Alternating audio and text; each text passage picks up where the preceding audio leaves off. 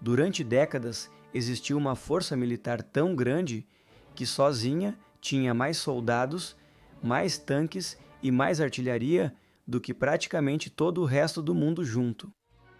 Era uma máquina de guerra criada para vencer qualquer batalha, sem exceção. No auge da Guerra Fria, essa potência mantinha dezenas de milhares de tanques prontos para avançar, milhões de soldados em estado permanente de mobilização e planos ofensivos capazes de atravessar a Europa em questão de dias. Era um nível de prontidão que não só intimidava qualquer adversário, mas deixava o mundo inteiro em tensão estratégica constante. E aí vem a pergunta: como essa máquina de guerra chegou a um nível de poder tão gigantesco? E por que uma força que parecia simplesmente imbatível desapareceu sem nunca ter sido derrotada diretamente em combate? Antes de responder, a gente precisa voltar lá para o final da Segunda Guerra Mundial. Em 1945, o mundo não estava só vendo o fim de um conflito devastador, estava nascendo ali a maior força terrestre já reunida na história moderna. O Exército Vermelho Soviético tinha mais soldados do que todos os exércitos aliados juntos na Europa. Eram cerca de 11 milhões e 300 mil militares, distribuídos em mais ou menos 500 divisões de infantaria, além de uma força blindada com mais de 60 mil veículos. Esses números colocaram a União Soviética, sem discussão, como a principal potência militar terrestre do pós-guerra. Em fevereiro de 1946, essa estrutura gigantesca foi reorganizada e passou a se chamar Exército Soviético, virando oficialmente o braço terrestre das Forças Armadas da União Soviética. Nos anos seguintes, mesmo com a redução do efetivo para algo em torno de 3 milhões de soldados, grandes contingentes continuaram estacionados no leste europeu, em países sob influência soviética. Isso criou aquela fronteira política e militar que o primeiro-ministro britânico Winston Churchill chamou de Cortina de Ferro, separando a Europa Ocidental da Oriental por décadas. Esse crescimento assustador do poder militar soviético fez o Ocidente reagir rápido. Em 1949, Estados Unidos, Reino Unido e França criaram a OTAN. Em resposta, a União Soviética liderou a criação do Pacto de Varsóvia, reunindo os países do bloco socialista numa aliança militar única. Somando todas as forças do pacto, o número chegava a cerca de 6 milhões de soldados, 70 mil blindados e dezenas de milhares de aeronaves. Era, na prática, uma das maiores máquinas de guerra já montadas em tempos de paz. Para sustentar tudo isso, o serviço militar obrigatório virou regra entre os jovens soviéticos. As unidades eram organizadas em diferentes níveis de mobilização, algumas prontas para entrar em combate em poucas horas. Esse é o cenário que moldou a força que dominaria o equilíbrio militar da Guerra Fria. Mas como essa estrutura funcionava na prática, e por que ela foi considerada a força terrestre mais poderosa da história? Durante a Guerra Fria, a estratégia soviética era bem clara: superioridade numérica e ofensivas em larga escala. Se a guerra estourasse na Europa, o plano previa um ataque massivo ao longo de uma frente de mais de 1.200 quilômetros. Grandes formações blindadas romperiam as defesas inimigas e avançariam rapidamente em profundidade, sem dar tempo de reação.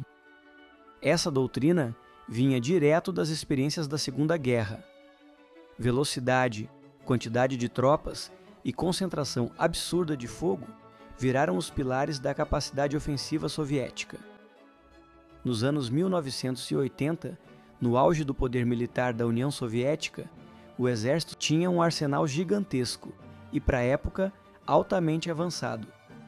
A força blindada passava de 55 mil tanques, incluindo modelos como o T-72 e o T-64. Além disso, existiam mais de 70 mil veículos blindados de transporte, e cerca de 35.000 peças de artilharia rebocada.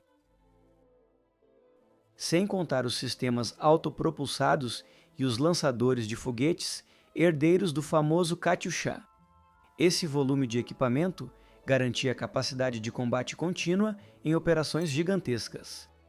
O poder soviético também dominava o ar e o campo estratégico.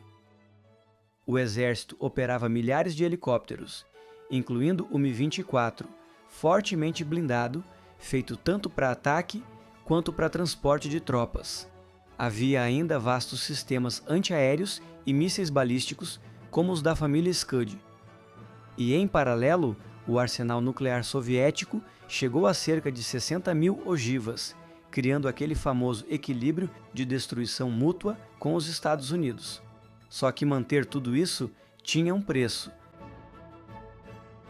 Estima-se que a União Soviética gastasse cerca de 20% do próprio PIB com as forças armadas. Isso, somado a decisões econômicas ruins e ao custo altíssimo da guerra no Afeganistão, começou a sufocar a economia do país. Mais de 600.000 soldados soviéticos passaram pelo conflito afegão.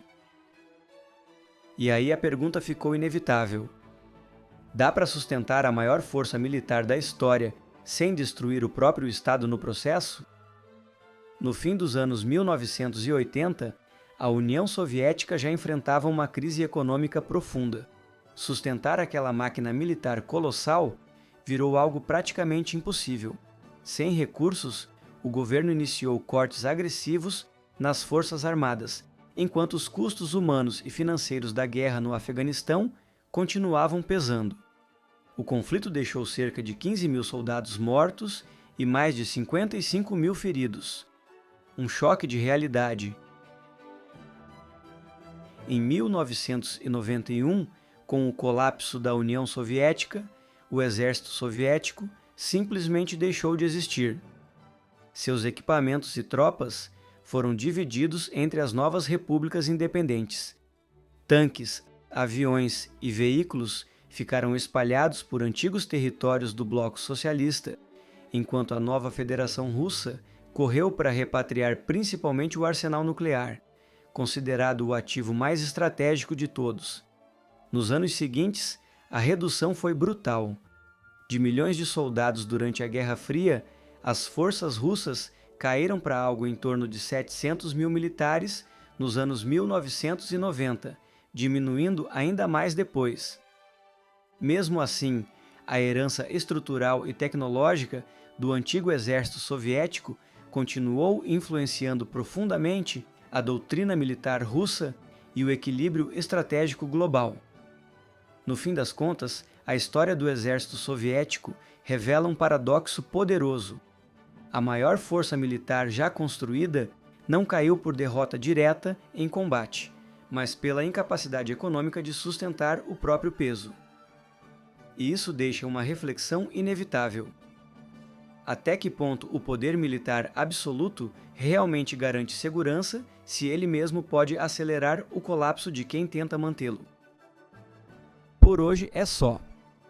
Não esquece de deixar aí nos comentários o que achou deste vídeo. Aproveita também para deixar o like e se inscrever no canal. Um forte abraço e até a próxima!